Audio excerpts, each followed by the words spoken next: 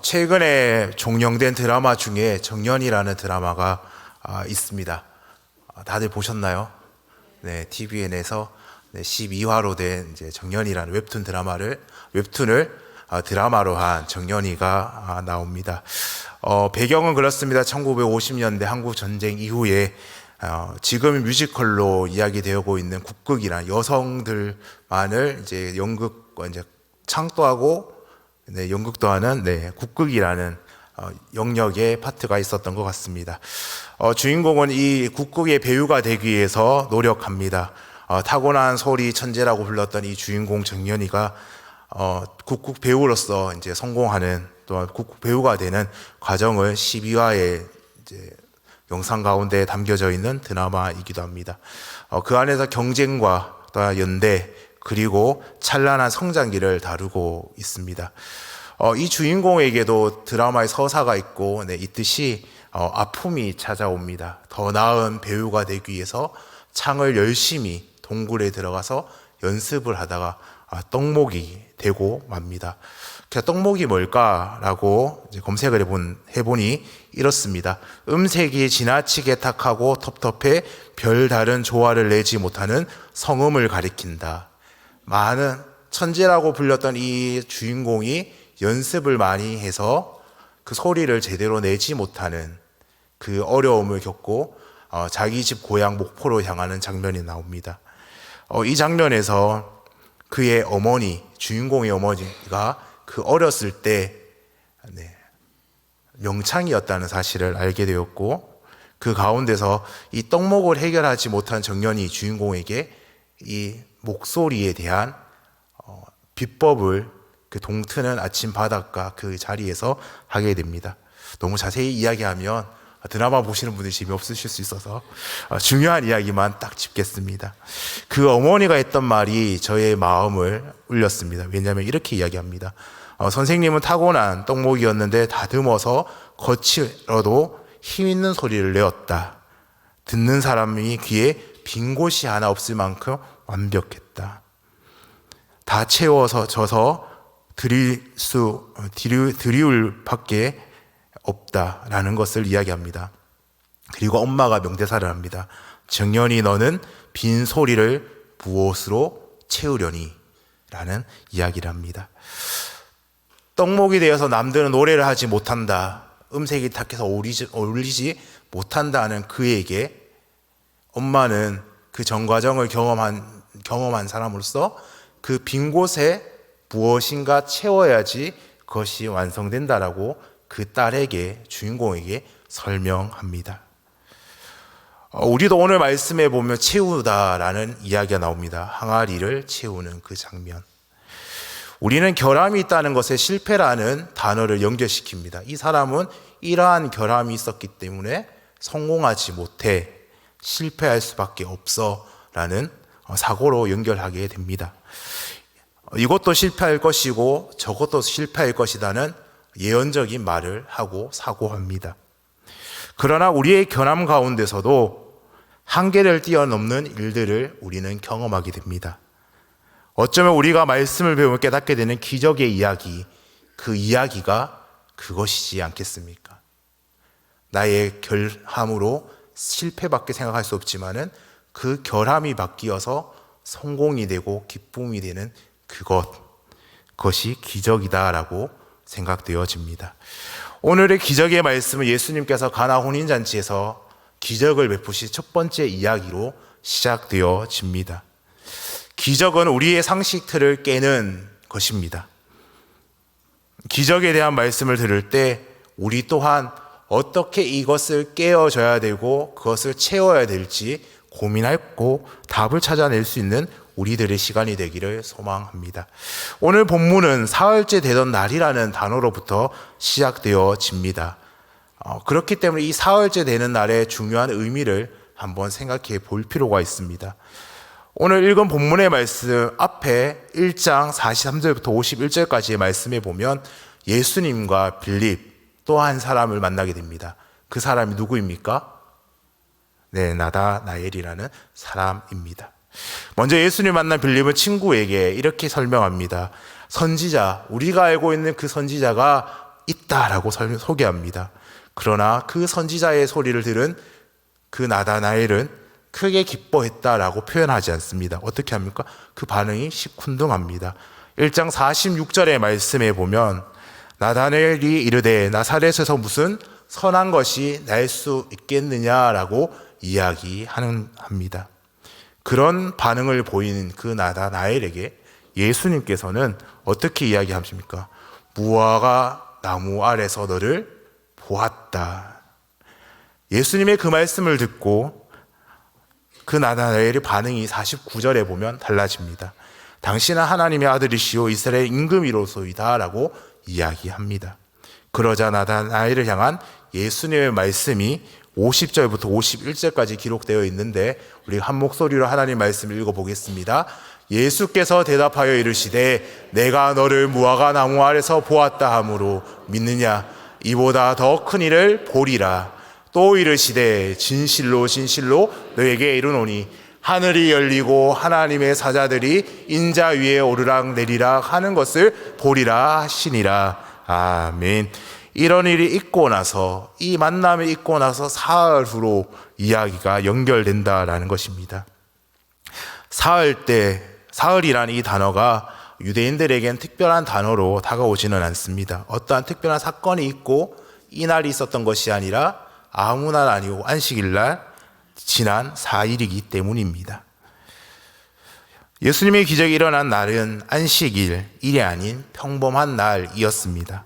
첫 번째 기적이 일어난 장소도 예배를 드리고 거룩하고 구별된 장소가 아니라 혼인잔치, 결혼식장의 한 구석에서 일어났던 사건입니다. 기적이 일어나는 그 순간은 그 시간이 구별되는 것이 아니라 장소가 구별되지 않는다는 것을 우리는 오늘의 말씀을 통해 알게 됩니다. 우리의 삶 속에서 일어난 문제 가운데 주님은 역사하시고 그곳에서 만나 주신다라는 것입니다. 어떻게 해석하든 기적은 우리가 정한 날이 아니라 우리의 시간이 아니라 하나님의 정하신 주님께서 정하신 그날 그 시간 그 장소에서 일어난다라는 것을 우리는 기억해야 하는 것입니다. 기적이란 우리의 삶에 특별히 구별된 곳이 아닙니다. 그렇기 때문에 이것이 언제 일어나는지 우리는 알지 못합니다. 하나님의 시간, 하나님의 공간, 그것을 구별하는 것은 참으로 어렵습니다. 시간의 이야기를 두 가지로 나눠볼 수 있을 것 같습니다. 우리가 신앙생활을 오래 하게 되면 자주 듣는 헬라어 단어인데요. 우리가 연대적인 시간, 1년 2024년을 보내고 25년을 맞이하는 것, 11월을 마무리하고 또한 12월을 맞이하는 것, 이 객관적인 시간의 흐름을 크로노스라는 시간이라는 표현을 씁니다. 그런데 성경은 우리 인간들에게 있어서 이 크로노스, 객관적인 시간의 흐름을 이야기하는 것이 아니라 카이로스, 주관적인 시간을 이야기합니다. 이것은 의미 있는 시간이죠. 하나님이 우리를 만나는 시간, 하나님께서 우리의 인생에 찾아오는 시간, 그 시간을 이야기하고 있다는 것입니다. 우리의 인생에 흘러가는 이 연대적인 시간도 중요하지만은 하나님의 순간을 경험하는 그 시간이 중요하다는 것을 성경은 이야기합니다. 그러므로 기적은 우리의 일상의 시간을 의미하는 그 객관적인 시간이 아니라 하나님이 우리와 만나주는 그 주관적인 시간에 기적이 일어난다라는 거죠. 오늘 요한복음에 나타나는 이 사건이 그렇습니다. 요한복음 2장에 나타난 가나안 혼인잔치의 기적, 이어서 나오는 3장에 니고데모를 만나는 그 특별한 시간 또한 그렇다는 거죠. 우리가 잘 아는 말씀 요한복음 3장 5절에 보면 이렇게 기록합니다. 우리 함께 읽어보겠습니다. 예수께서 대답하시되 진실로 진실로 내게 이르노니 사람이 물과 성령으로 나지 아니하면 하나님의 나라에 들어갈 수 없느니라. 아멘. 하나님의 시간, 그것은 물과 성령으로 거듭난 시간이어야 되고 그 시간 가운데 하나님께서 일하신다라는 것입니다. 2장과 1장 거듭남의 비밀을 그 사이에 둔 이 2장에서 가나안 혼인잔치를 통해서 예수님께서 꼭 하고 싶었던 그 말씀이 무엇일까? 우리는 질문을 던져볼 수 있을 것 같습니다. 그 첫 번째 질문은 이겁니다. 거듭남의 기록이 아닐까라는 것입니다. 우리가 오늘 가나의 혼인잔치에서 물을 포도주를 만드신 기적을 통해 거듭남의 의미를 우리에게 예수님께서 들려주시고자 한다라고 생각되어집니다. 물이 포도주가 된다는 것, 이것은 거듭남이지 않겠습니까? 죽음에 속한 우리가 영원한 생명으로 변화되는 그 순간, 절망으로 가득 찼던 삶이 순종으로 변화되어지는, 절망이 아니라 소망으로 이어지는 그 시간, 잔치집에서 포도주가 떨어진 순간 더 좋은 포도주로 바꾸어 주시는 기적, 우리는 삶을 바꾸시는 하나님의 은혜의 가장 대표적인 그 시간, 거듭남의 시간 가운데 있다라는 사실인 것입니다. 거듭남의 기적은 포도주가 떨어진 그 3절로부터 시작되어집니다. 혼인잔치에 갔다라고 시작되어지는 것이 아니라 오늘 3절의 말씀대로 포도주가 떨어졌다는 그 사실로부터 오늘의 기적이 시작되고 있음을 살펴볼 수 있습니다. 기적의 시작은 우리의 인생의 마지막 그 바닥에 갔을 때 이루어집니다. 우리가 마지막을 경험하지 않으면 이 기적의 순간이 쉽게 다가오지 않습니다. 우리가 많이 들었던, 또 알고 있는 잔치의 핵심, 오늘 포도주이지 않겠습니까? 예식을 하는 것도 중요합니다. 그러나 오신 손님을 잘 대접하는 것 또한 중요합니다. 그렇기 때문에 오늘 본문의 잔치에서 핵심은 포도주입니다. 포도주가 떨어 바닥에 보일 때 잔치를 계속할 수 없다는 그것을 경험하는 그 시간, 문제는 잔치가 끝나게 되는 것이 아니라 그 떨어짐을 통해서 더 나은 포도주를 맛보아지는 그 시간이라는 것입니다. 많은 이들이 떨어졌다 했을 때 경험되어지는 단어가 있습니다. 어떤 것일까요? 그것은 난감함입니다. 내가 이만큼 올 줄 알고 이만큼 준비했는데 더 많이 오게 되는 경우, 식비에 대한 예산을 한 100만 정도 잡았는데 사람들이 너무 많이 와서 200만 원 가까이 예산을 써야 되는 경우, 이럴 때 그거 카드를 내고 지출하는 사람들은 난감해집니다. 그것처럼 난감함은 인생 누구나에게도 다가오는 사건입니다. 난감함이 문제가 생겼으나 우리가 문제를 해결할 능력이 없다는 것을 인지하게 되는 거죠. 자기 능력으로 해결할 수 없을 그때에 사람들은 대개 두 가지 양식을 보입니다. 첫 번째는 난감함으로 인해서 포기합니다. 나는 못해. 해결할 수 없어. 이죠. 다른 하나는 무엇이겠습니까? 난감한 상황 가운데 해결을 하거나 그 도움을 얻어서 해결하려고 하는 사람들의 입장입니다. 오늘 마리아는 이 난감한 일을 해결하기 위해서 그 아들 예수님을 찾습니다. 30년 동안 그는 놀라운 일들을 경험했을 것입니다. 수태고지를 통해서 하나님의 아들이심을 마리아는 경험했고, 또한 성전에 올라가서 많은 이들과 이야기하는 모습을 마리아는 보았을 것입니다. 그러나 마리아는 그런 일들을 경험했지만은 하나님의 아들이신 그 예수님의 기적은 경험하지 못한 상태였던 것 같습니다. 그런데 난감한 가운데서도 육신의 아들인 이 예수님께 그 일을 부탁합니다. 오늘 포도주는 좀 더 의미를 부여하게 됩니다. 그 의미는 난감한 순간, 그 상황이보다는 기쁨을 표현하는 그 순간에 그 기쁨을 표현하는 방법이 없어지게 된 거죠. 즐거움 잔치 자리에 그 기쁨을 표시하는 그 포도주가 그곳에 없어졌다라는 것입니다. 그런데 예수님은 포도주가 아닌 물을 채우라고 이야기합니다. 기적은 우리가 욕으로 채워주시는 것이 아니라 하나님의 은혜로 오는 것임을 기억해야 합니다. 우리의 기쁨을 앗아간 그곳에 다른 것을 채우게 되면 문제가 생깁니다. 그러나 그 빈자리에 은혜를 채우게 되면 하나님이 일하시게 됩니다. 때로는 그 일이 부당해 보일 수도 있습니다. 이렇게 해야 될까라는 질문을 하게 됩니다. 분명히 힘든 상황에서 하나님께서 우리를 이끌어 가시는 방향이 너무하다는 생각이 들 때도 있습니다. 또한 이해가 되지 않는 그 삶의 순간들이 있습니다. 그런데 놀라운 것은 이 수단을 통해 하나님은 우리를 은혜의 자리로 이끄신다라는 것이죠. 물이 포도주로 변하자 그 맛을 표현하는 사람들의 말이 있습니다. 이전 것보다 낫다라는 표현이죠. 보통의 상식을 뛰어넘는 것이라는 말입니다. 우리가 원하는 일이 이루어진다면 우리가 경험한 것 정도의 일이 이보다 더 큰 일이지 않겠습니까? 우리가 채운 포도주는 또 떨어지지 않겠습니까? 우리가 요구하는, 우리가 생각하는 그만큼만 보게 된다면 말입니다. 우리의 요구가 기적이 될 수 없는 것은 그것이 바로 우리가 바라보는 정도이기 때문입니다. 그리고 우리가 원하는 방법으로 이루어진다면 주님이 도우심이 아니라도 그 모든 일을 할 수 있습니다. 내가 할 수 있는데 기도하지 않아도 된다고 느껴지기 때문입니다. 우리가 앞으로 보게 될 모든 기적, 우리가 경험한 모든 기적은 평지에 있지 않습니다. 믿음의 산을 올라야지만 그 산에서 이루어지는, 그 산을 넘을 때 이루어지는 그 기적을 경험하게 됩니다.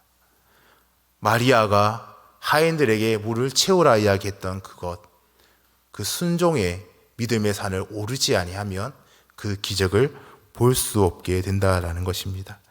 오늘 4절에 보면 마리아의 그 부탁 가운데 예수님께서 오케이, 내가 해주겠다 반응하지 않습니다. 4절은 어떻게 기록합니까? 예수께서 이르시되 여자여 나와 무슨 상관이 있나이까? 내 때가 아직 이르지 아니하였다라고 이야기합니다. 여자여 나와 무슨 상관입니까? 이 말씀만 가만히 묵상해 보면 예수님께서 너무 냉정하지 않나? 30년간 밥도 해줬을 거고 엄마인데 이런 표현을 써도 되나?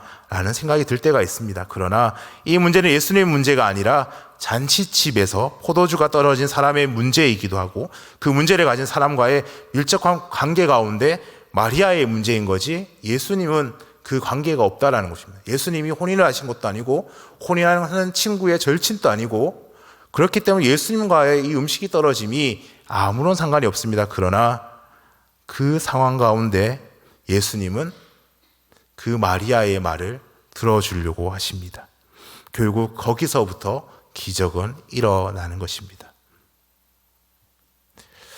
오늘 말씀에 보면 이러한 공식이 또한 만들어집니다. 기적의 시작은 인간의 난감함으로부터 시작되어진다. 예수님과 상관없는 문제로부터 시작되어진다. 예수님께서 무언가 시작하고 있다. 기적은 예수님의 주권이다. 이 네 가지 이야기를 통해서 오늘 요한복음 2장에 나타난 2장 1절에서 11절의 말씀이 정리될 수 있습니다. 난감하고 난처한 상황 가운데서요, 예수님과는 상관없지만 예수님은 일하시고 그 가운데 예수님 주권이 나타나신다. 기적이 인간의 난감함에서 출발했다면 그 기적의 역사는 예수님의 주권으로 옮겨지는 이 사건을 우리는 보게 되었습니다. 마리아의 위대함은 서두르지 않았다는 것이고 자신의 이해하지 못하지만 예수님께서 행하실 일에 대한 전적인 기대를 하고 있다는 것을 봅니다. 그것이 5절의 말씀이죠. 그의 어머니가 하인들에게 이르되 너희에게 무슨 말씀을 하시든지 그대로 하라 했을 때 그대로 했다라는 것입니다. 예수님께서 무슨 일을 시키실지 모르는 일입니다. 왜냐하면 기적은 문제를 가진 사람이 예상할 수 없는 방법과 방식으로 이루어지기 때문입니다. 기적을 일으키는 주권자의 영역이기 때문에 그 기적을 기대하는 그 사람은 이해하지 못하는 상황이 옵니다. 그러므로 예수님의 기적에는 믿음과 순종이라는 요소가 필수적입니다.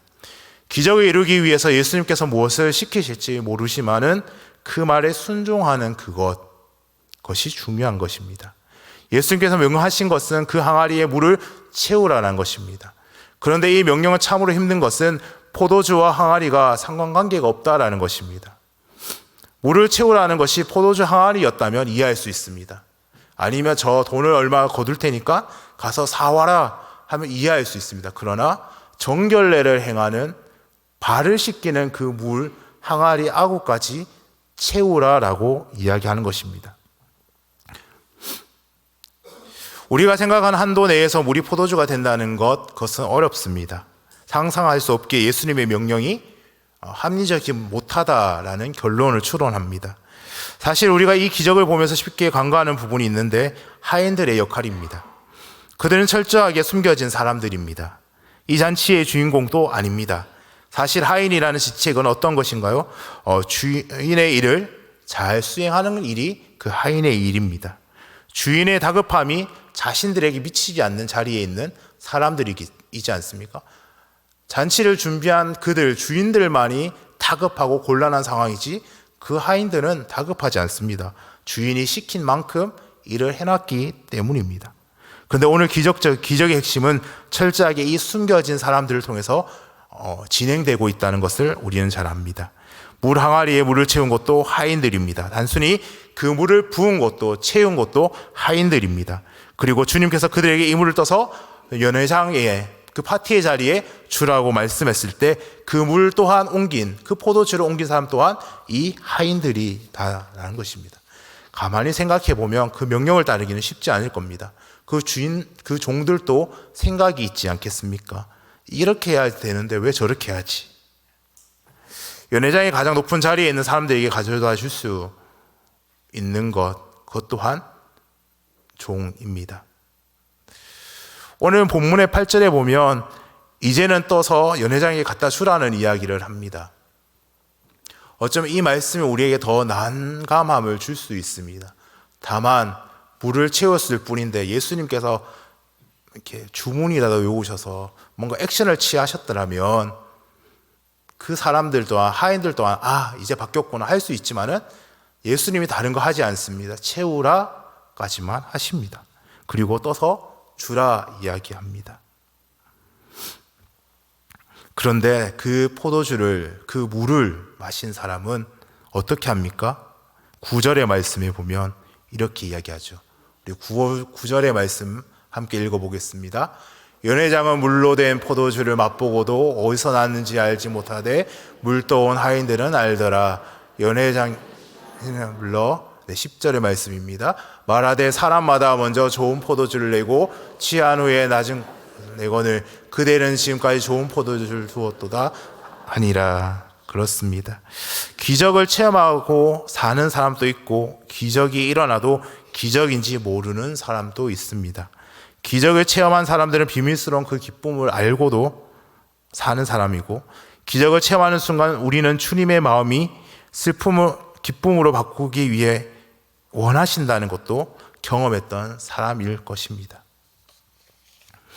우리의 일생에서 어려운 일들을 늘 만나게 됩니다.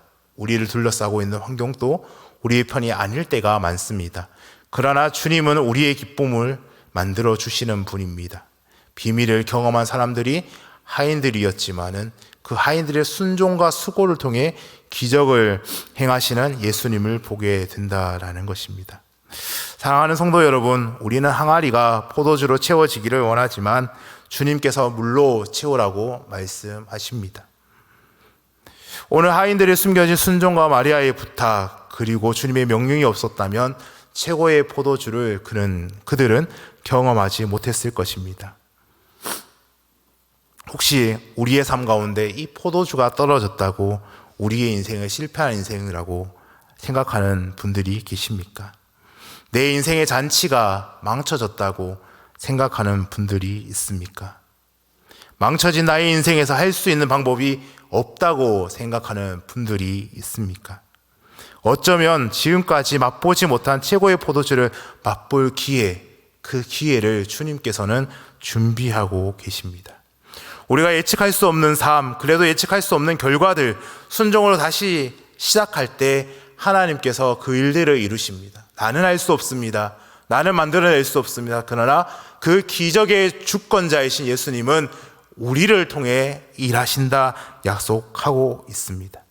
우리의 모든 날, 모든 순간이 최고의 기적을 경험하는 그날이 될 수 있게 하는 것은 우리의 힘으로 할 수 있다 고백하는 것이 아니라, 우리의 능력으로 할 수 있다 그것이 아니라, 나의 빈 그곳에 하나님의 은혜로 채워져야 하는 것입니다. 내가 일하는 것이 아니라 하나님이 일하실 수 있도록 나의 것을 내어드려야 하는 것입니다.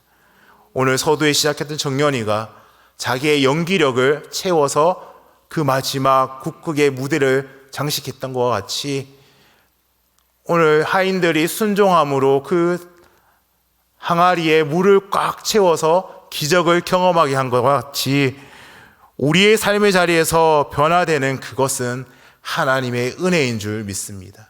세상의 경험이 아니라, 세상의 지식이 아니라, 세상에 이끌어 나가는 동력이 아니라 하나님이 우리와 함께 하신다. 임마누엘의 하나님께서 우리와 함께 하실 때 비로소 이루어지는 기적인 것입니다. 거듭남, 그 또한 그렇습니다. 새롭게 삶을 시작하는 것 나의 힘으로 할 수 없습니다. 108배를 하고 고난을 당하고 순환을 당해서 이루어지는 역사가 아닙니다. 전적인 하나님의 역사 가운데 우리가 매여져 있을 때 경험하게 되는 기적이요 은혜인 것입니다. 그 은혜를 경험할 수 있는 우리들이 되기를 소망합니다. 오늘 우리가 마지막 불렀던 찬송의 가사처럼 그날의 천국에서 영원한 기쁨 주와 나누리, 주의 얼굴 뵐 때 승리의 노래 부르리 후렴한 것 같이 우리는 지금 이 순간 그 기적을 경험하려고 노력하는 것이 아니라 주님 앞에 서는 날까지 훈련되어지고 경험되어지고 다듬어가면서 우리의 빈 곳에 예수밖에 없음을 고백하고 채워나갈 수 있는 우리 모두가 되기를 소망합니다.